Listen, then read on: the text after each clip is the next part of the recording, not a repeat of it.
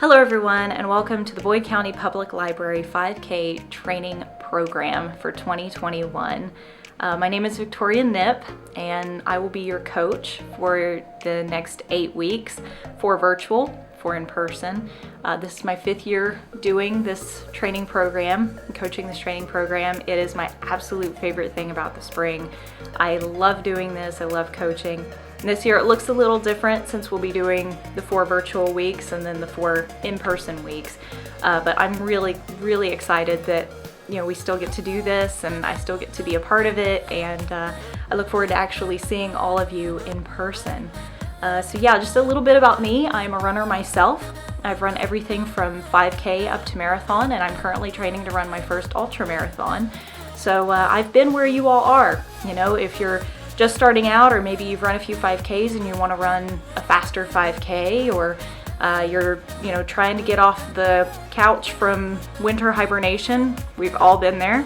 I've been in all of these shoes. So yeah, this program's for anybody. It's for anybody who wants to run, whether you are just starting out and you want to go from the couch to a 5K. Or if you've run plenty and you just want to work on your speed. It's for all ages, all effort levels. You do what you do with it. You put in the effort that you want to put in, and it's great. You'll see results no matter what you do. It's really fantastic.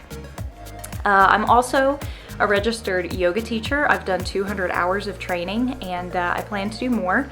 And I will actually come back to that in this video as well, because each week for these 4 virtual weeks, so a little bit about how this is going to work.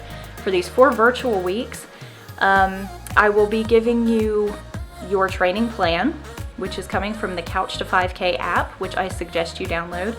It's a little orange icon that says C2 5K, and that will help you track your workouts as you go through them during the week. There's 3 days each week. And in these videos, I will lay out for you what that week means. It'll also be in the app. Along with that information, I'll also be sharing with you tips for success. So, for example, today's tips are going to be on stretching and how important stretching is. So, if you're just starting out, or if you are coming out of maybe a little bit of a winter hiatus, and especially during the winter, this is really good to get into, is stretching before and after your runs. A few tips about stretching specifically: don't stretch deep stretches cold. I kind of feel bad that I actually gave a little bit of misinformation in previous years. I used to love starting out touching my toes because I like to see how far I could reach and then stretch. And then when I came back to that pose at the end, I could actually see how far my body had warmed up. That was misinformation, and I apologize for those of you who are maybe doing this program again. That is a really deep bend. I wasn't a registered yoga teacher at the time, and so I want to kind of amend that information. You don't want to take your body into such a deep forward fold and such a deep bend at the beginning. Twist or kind of tilting your spine from side to side, waking up the body, waking up your upper body before going into a full forward fold is always best. I'm going to show you these things here in just a few minutes. I will take you through a couple of easy stretches to get you warmed up.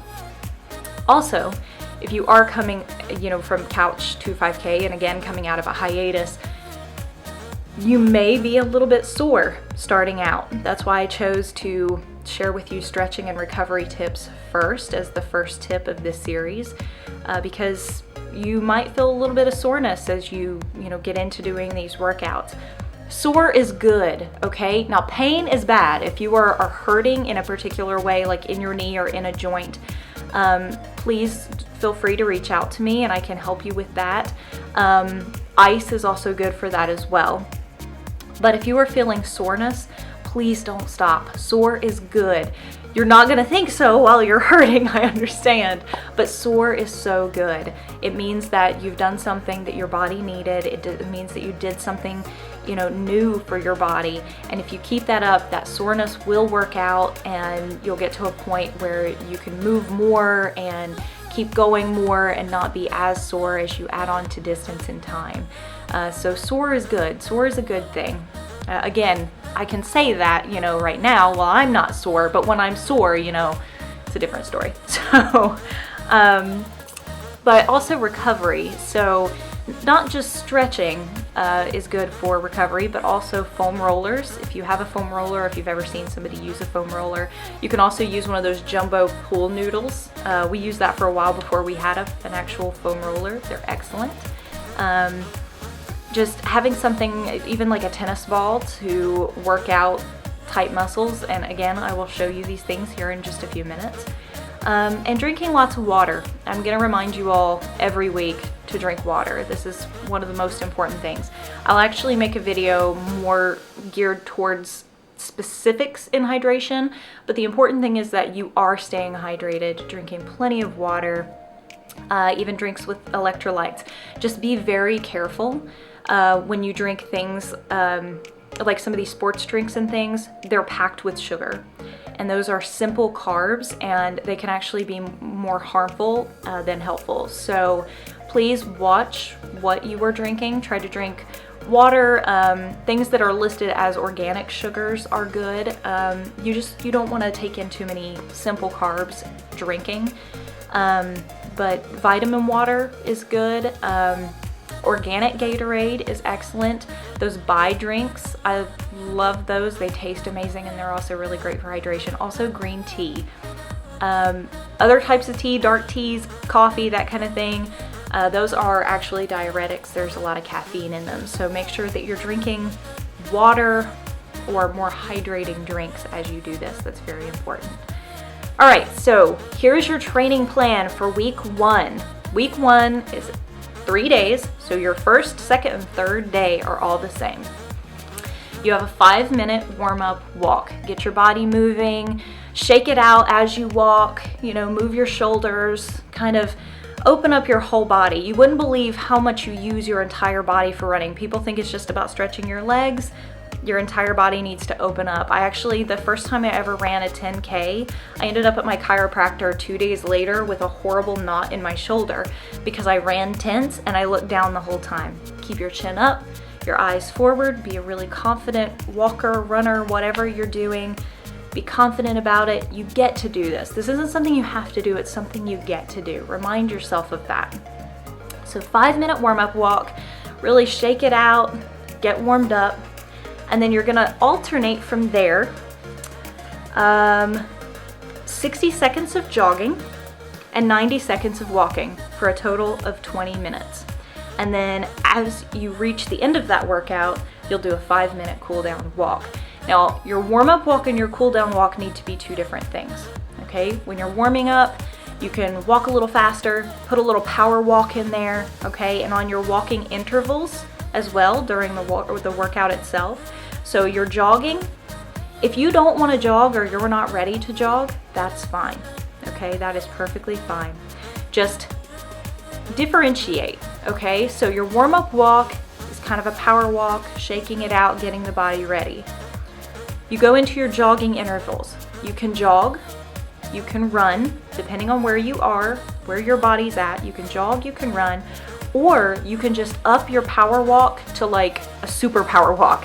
Really swing your arms, bringing your arms up, trying not to cross your body. You want to keep your arms in a nice straight line. Keeping your arms up will elevate your heart rate and build endurance, okay? And then on your resting intervals, you can bring the arms back down and come back into that like regular power walk, okay? And then your cool down walk needs to be much slower. You're trying to lower your heart rate. You're trying to bring in more oxygen into your body. Start to slow it down a bit. Breathe a little deeper. Cool down, all right? Don't power walk through your cool down because then you're just gonna be totally exhausted and need a cool down from your cool down, okay? So make sure you're taking that really seriously. And that's the training plan. So 5-minute warm up, alternating after that 60 seconds of jogging with 90 seconds of walking. 5-minute warm up, 60 seconds of jogging, 90 seconds of walking, and then a 5-minute cool down to end.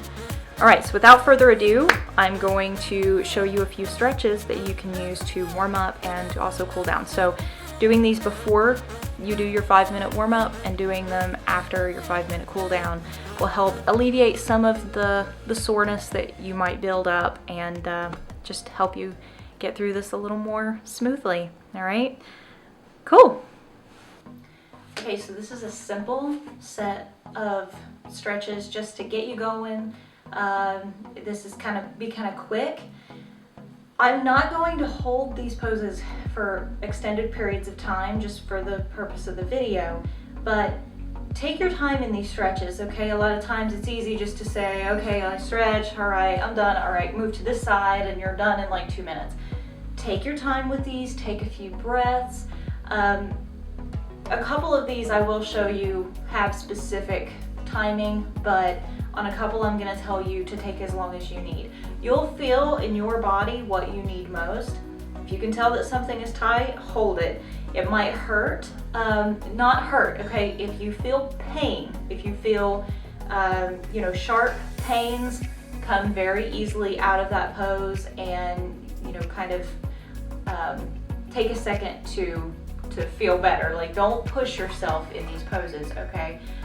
If it just feels tight and you feel that sensation of a tight stretch, breathe into it. Don't hold your breath. That is so important with stretching. On your inhales, you want to stay put, and on your exhales, allow your body to melt a little deeper into the stretch.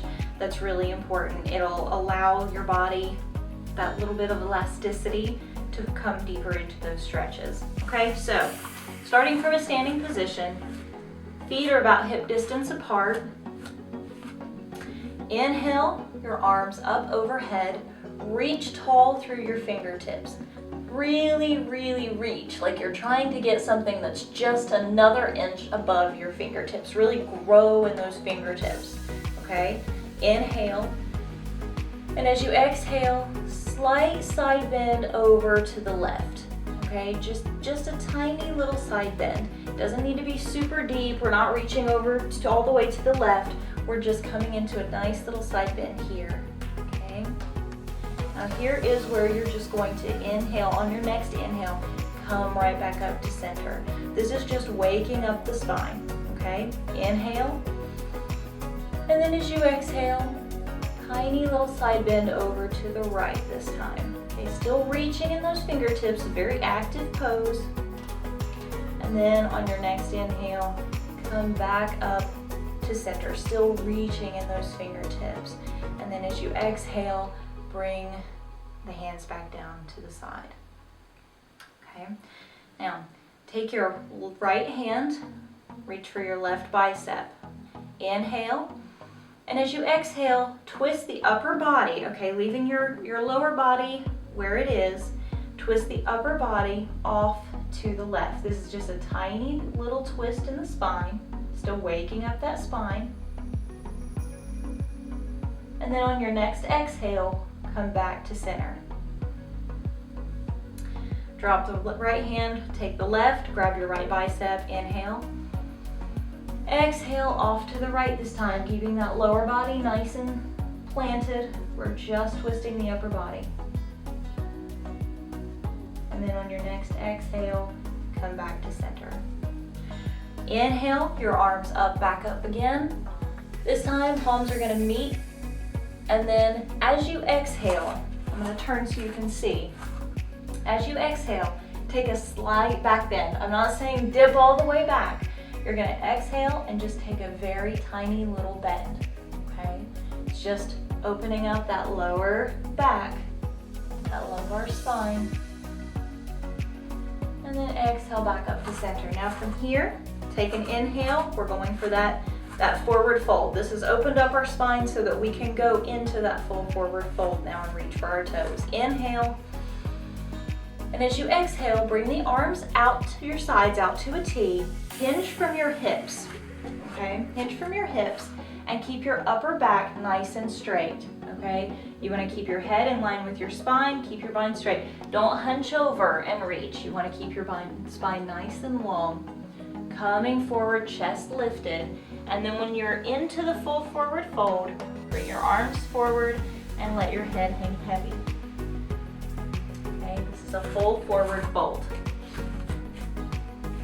Inhale, come up to a half forward fold. That's bringing your hands to your shins or even up to your thighs, wherever is good for you. And if you can't reach the floor, that's perfectly fine. Just reach as deeply as you can. So a half forward fold, your back is flat and your chest is lifted. Okay? This isn't a forced flat back, it's just a natural flat back. And then exhale back down into a full forward fold. If you were here, that's perfectly fine. Lift your left toes and grab them with your left fingers if you can. If you're just reaching your toes up, that's perfectly fine. If this is what you can do what you can do. Perfectly fine. You do what's right for your body. Listen to your body. And don't compare yourself to others who might be able to do this way. Okay? Drop the left toes, lift the right. This is one of those poses where you take as many breaths as you need to. If you feel like your calf and your hamstring are tight, this is where you're going to feel this stretch. If they're tight, hold for an extra breath or two. Do whatever you feel is good for your body. And then release. Now, we're going to inhale back up to kind of like the half fold. And this time, you're going to take a bend in your right knee, kick your left hip out, and this is stretching that outside of your left hip, okay? A lot of runners have tight hips, walkers too. I have very tight hips. One is more tight than the other. When you're ready, switch sides. Kicking that right hip out, bend in the left knee. And then straighten the left leg, coming back up to straight legs. Come back all the way up to standing from here. Now, this one's going to require a little bit of balance. If you feel unstable and you don't want to give this a shot, that's perfectly fine. Or you can also grab a wall, something to hold on to. Take your right ankle, flex your right foot, and then put your right ankle above your left knee. You're going to bend in the left knee so that your ankle has something to rest on. And if you lose your balance, pro tip, try to find a focal point out in front of you. So focus maybe about 8 to 10 feet out in front of you. Find a funky spot on the ground or maybe something just laying in the floor, whatever it is. Find a focal point and keep your gaze on it. That will help you keep your balance. If your eyes are going all over the place, it's going to throw you off balance. So find a little focal point, and then you're going to gently press into your knee. This is going to open up the front hip flexor as well as your hip. Okay. See, I looked at the camera and not down at the floor, and I lost my balance. That focal point really helps. And then when you're ready, switch sides. Left ankle above the right knee, bend in the right knee, set the hips back, gently press in the left hand down on the left knee. Find your focal point and breathe. And then when you're ready, release. Now, another one that's going to require balance. Reach with your left hand for your right foot. We're going to stretch our quadricep, the front muscle here on the front of your leg. So, from behind, so you can see it, you can hold on to something, find that focal point, whatever you need to do. We're going to stretch that front quadricep. Now, with this stretch, a couple of tips. Make sure that your hips are in line. You're not slouching like this, okay? The telltale is your knees not lining up. So try to bring your knees parallel with each other. Square your hips up. Make sure they're not tilting down, okay? Stand nice and tall. And then when you're ready, release. Grab the left foot with the right hand. Find your balance. You can also bring your hand up, kind of a cheerleader looking move, but I know a runner who does this and she keeps her balance, so if you need to do that, it'll work for you. Keeping those hips up, knees parallel, and release when you're ready. Okay, and then shake it out from here. Those are your basic stretches, really good for before you run and after you run. And yeah, they'll help keep off some of that soreness. Now, I'm gonna move to the floor and show you guys a little bit with the foam rollers. And yeah, we'll be good. Okay, so foam rollers, I mentioned this before. These are really, really great. If you have one, I highly suggest you use it. If you don't, that's perfectly fine. Stretching is really gonna help. If you have a tennis ball, you can use that for a little more focused therapy, like putting a tennis ball under your calf and rolling it around just with the weight of your leg on that tennis ball will really help. You can also, little life hack, this is a jumbo pool noodle that my husband and I just cut. So it's a little softer than what some foam rollers are. There is a difference in the density with some of these. We also have a smaller one that's much harder, and I honestly am not a huge fan of it. It's a little too much for me. I like kind of a middle level softness. Like this one has some give to it. It's really nice, and it's a pretty good size. I think this one came from Dick's Sporting Goods. You can find them at most sporting goods stores, probably even Walmart, anywhere that sells fitness equipment, and Amazon as well. So they're pretty easy to find. But yeah, so I'm going to show you a couple of ways to use this.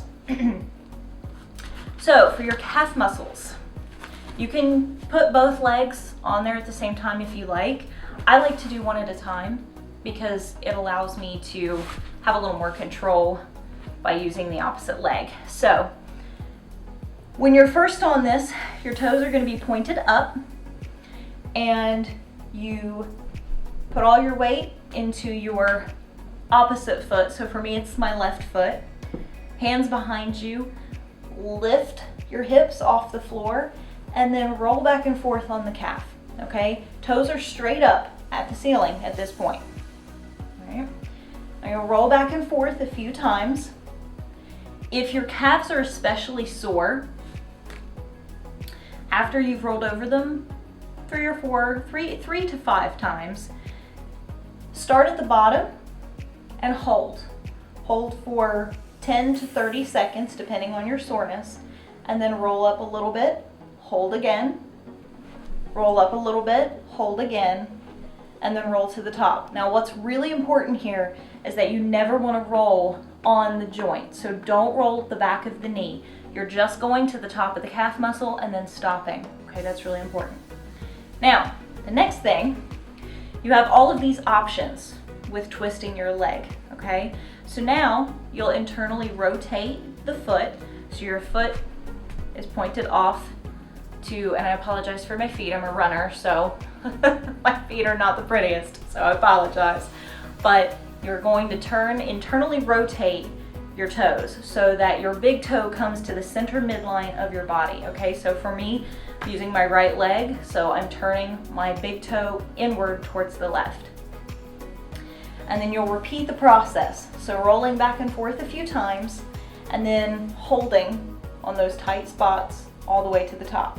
Now what this does is it's actually working the inside of your calf muscle now, okay? So where your toes were pointed straight up, you've got the back of your calf. If you internally rotate, you're getting more of the internal part of your calf.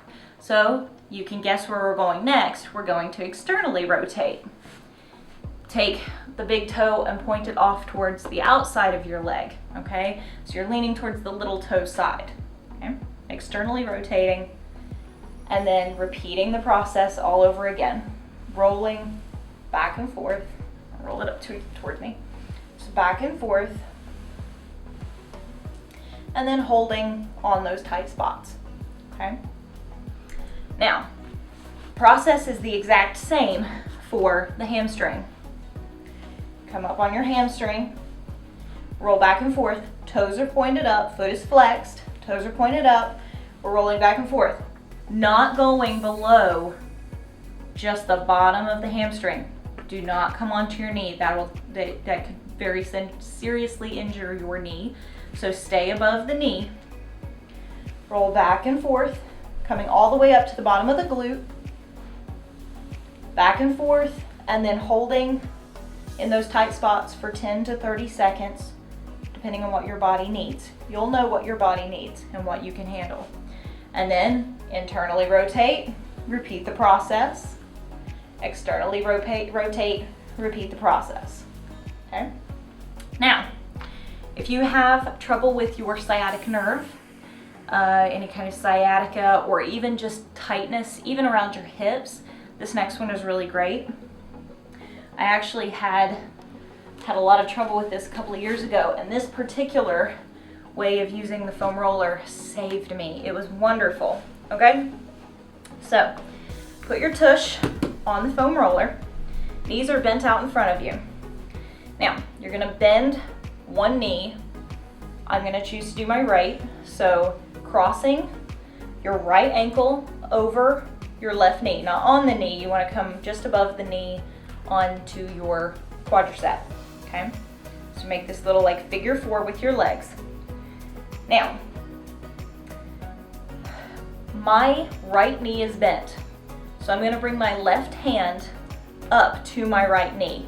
This is so that I'm bending, I'm kind of folding towards the side of the bent knee. I hope that makes sense. This is gonna allow me to get really deep into the glute when I roll back and forth. So then gently roll to the top of the glute and then back to the bottom. You're rolling back and forth, and the process is the same yet again. Keep this foot flexed, and then when you have rolled a few times, find the tight spots and hold. Hold, hold, 10 to 30 seconds. Okay, and then when you're ready, you can switch legs, bend in the left knee, left ankle comes above the right knee, left hand on the floor, right hand comes to the left knee, so that you really deepen that pressure in the left glute and roll back and forth. And then hold, hold, hold. Okay. Now, one more. These are your basics. There are several ways to use a foam roller. I'm just showing you the basics with these, and if you have questions, you're more than welcome to reach out to me, and I can show you a few more ways to use it. These are just the basics for probably how you will feel soreness-wise getting started. Okay, so this is for your quads. This is the lovely one. Like there's no graceful way of me showing you this. So here we go.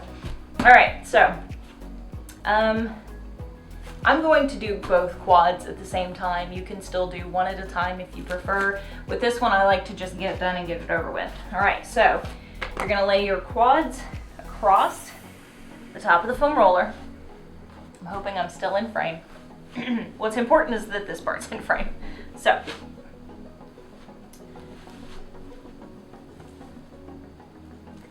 let you see past my cardigan here. All right, so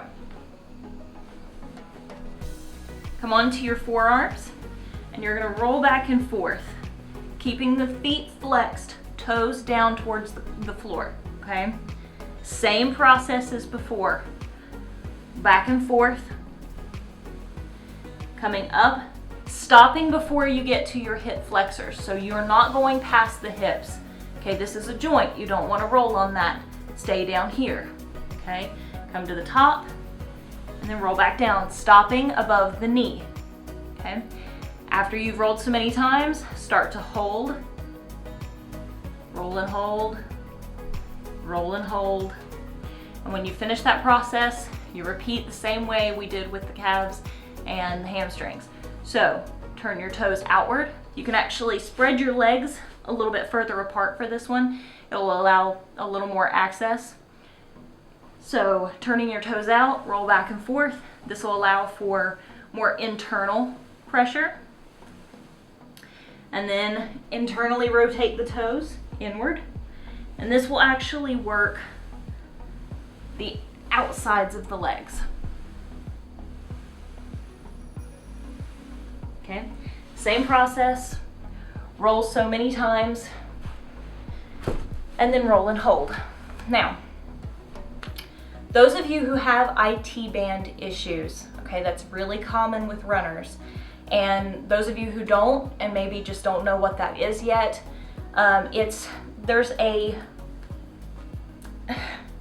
it works like a rubber band is the best way that I can explain it.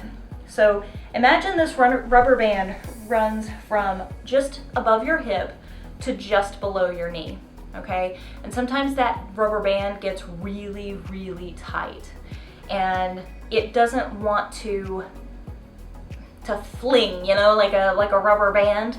The way that it works is that when you take a step, it propels your leg forward, okay? It helps in that motion. And when it gets really tight, it tenses up and it doesn't want to give you that elasticity as you take your steps, and it gets more and more painful. My husband is actually really, really afflicted with this. It hurts him so badly, and it's a very common problem for runners.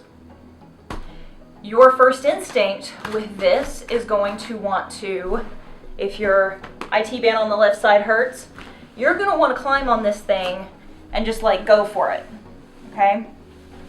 Please don't do that. I wanted, this is my little public service announcement. Please do not roll directly on your IT band, okay? This thing is wonderful for a lot of things. Please don't roll directly on your IT band. Do your quads and your hamstrings, and that external and internal rotation of the feet is what's going to actually massage around the IT band. You don't want to massage the IT band directly. It'll cause more inflammation, it'll cause a lot more problems, so please don't do that. That's just my little PSA for IT bands and foam rollers. All right, that's all I have to share with you. This will probably be my longest video. I wanted to make sure I showed you guys some stretches and how to properly use a foam roller. All right, that's it for today. Remember, you're doing a 5-minute warm-up with, 60 seconds of jogging and 90 seconds of walking, and then for 20 minutes, and then with a 5-minute cool down. You guys can do this. I believe in you. You've got this. The best advice I can give you to get through it is smile. I know that sounds really silly. It's my favorite thing to do when I run, especially when it starts to get really hard and you don't feel like you're gonna make it. Smile. Smile and remind yourself that this isn't something you have to do, that it's something that you get to do. Okay, there are plenty of people who cannot do this and don't get to do this, and you have this great opportunity, and I'm so excited to see you guys on this journey. You're gonna do wonderful. You've got this. Stay hydrated and stay motivated, and I can't wait to see you in the next one. Thanks.